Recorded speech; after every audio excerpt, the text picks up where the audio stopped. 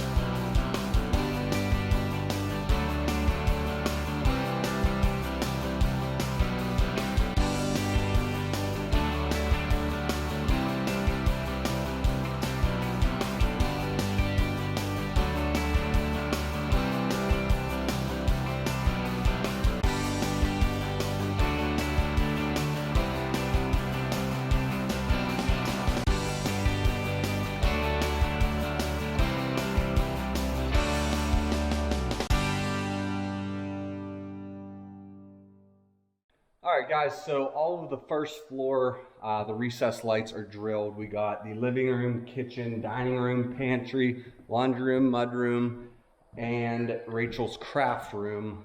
We got all of the holes drilled out, and honestly, this little hole saw made it so easy to do it. One thing that I would like to point out is if you're gonna do this stuff, it is worth like the $12, I think it is. But this plastic boot that goes over top of that, it just goes right onto the chuck in between your drill bit and the actual chuck itself on the drill. But the top of that seals itself up against that ceiling so that as you're drilling, you don't have drywall dust flying everywhere. If you guys remember back to when I did my garage at my old house, I didn't have one of these and I was paying for it. I had drywall dust all through my eyes, all through my hair, ears, nose, everywhere. And it was pretty miserable, but I think I paid, this might even been like 10 bucks. Completely worth it. The girls were here, they were able to play while I was doing that. They didn't have to breathe in all the drywall dust and everything. But all in all, this was a very productive morning. We got that done. My dad was outside working on some siding, and it is time for me to go home, spend a little bit of time with the family, and then I have a meeting later this evening about a job I'm starting tomorrow after work. So we're gonna go ahead and wrap it up there, and we will be back maybe tomorrow afternoon, maybe Tuesday afternoon, depends on how this side job of mine goes. So we'll see you guys then to get the second floor drilled out.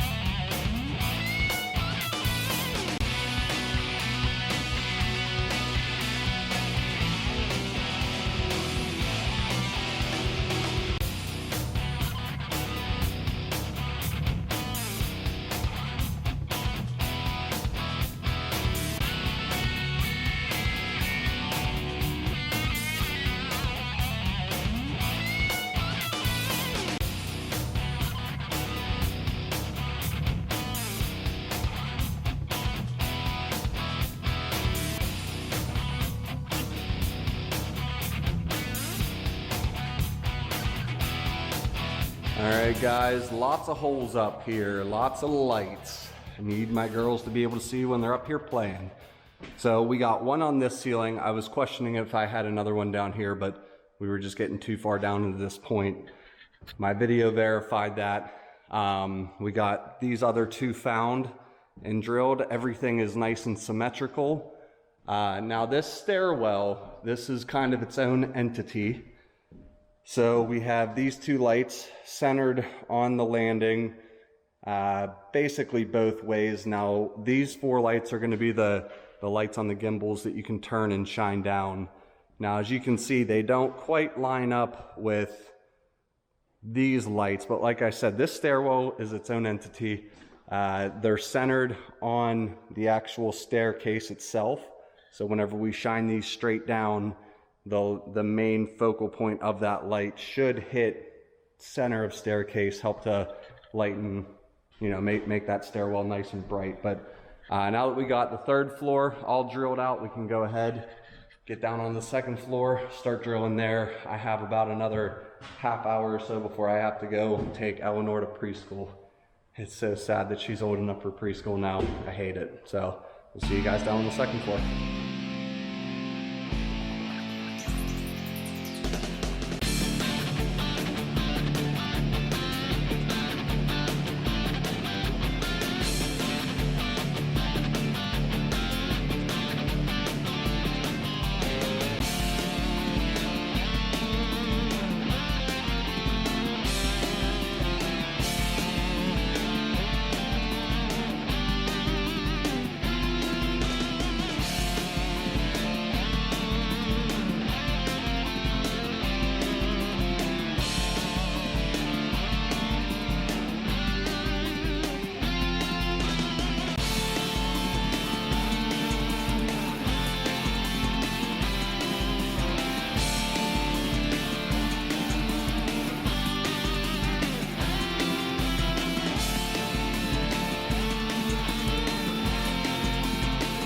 All right, everybody, my time-lapse camera died, but we got quite a bit done today, actually.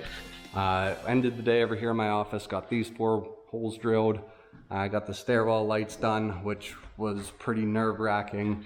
Now these stairwell lights are gonna be on a gimbal, so they're gonna be actually pointing straight down to light this whole area up. We got these 3, 1, 2, and then 3, 4, actually. And then we got this center one here in the door opening done. All of them are centered on this stairwell, spaced out nice and evenly. Should have some nice lighting for the stairwell. And then obviously some nice lighting up here. We'll get one more hole right there. I think I have 4 on this side, 4 on this side, and then we have 2 in here on this wall. So, yeah, I'm out of time. I got to get home, watch the girls so that Rachel can take Eleanor to music class.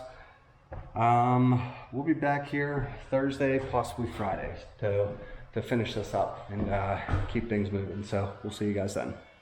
Wanted to have a light switch here for some under hearth lighting. I thought that would look really neat. But then once I started thinking about it, if we have lighting there and I'm going through all this trouble, we're gonna have built-in cabinetry and shelving here. That would be really cool to have under shelving lighting there. So I went ahead, ran the low voltage out here, and then also ran 2 runs of low voltage out here for underneath the shelves. And then I chased it up inside the fireplace chase across the ceiling. And we have 2 runs poking out here. This here is for the thermostat that goes in underneath and then into the bottom of the firebox there for the fireplace. That's going to control the burn and the burn rate and everything and the temperature on this fireplace. So if we set that to 70 and it's blowing out air at 68 degrees or 65 degrees, it'll automatically adjust the choke to bring in more air to get more heat out of that fire. So thought that was pretty neat. We'll have the thermostat over there, we'll have the light switch over here, both of which will be kind of hidden when you walk into the living room. You won't be looking at a light switch and a thermostat. It'll just be the nice fireplace, nice fire going, hearth, mantle, TV, and then some nice shelving. So with all that being said, I can put the insulation back in and then start hanging concrete board.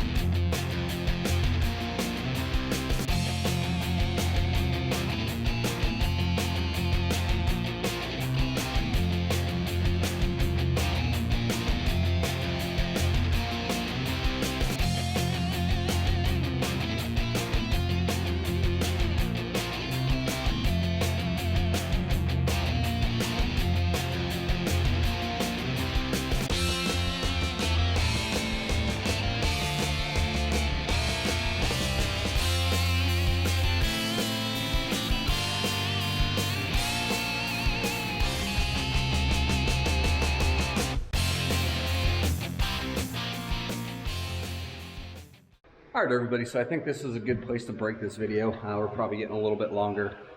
Started off by, you guys saw, using, I think, all 4 of the lasers that I've received from various companies. There's the Losgu, the Sigman, and the Hupar lasers that really, they all work just as good as the other one. So if you're in the market for a laser, you can't go wrong with one of those 3. The Hupar is a little bit bigger.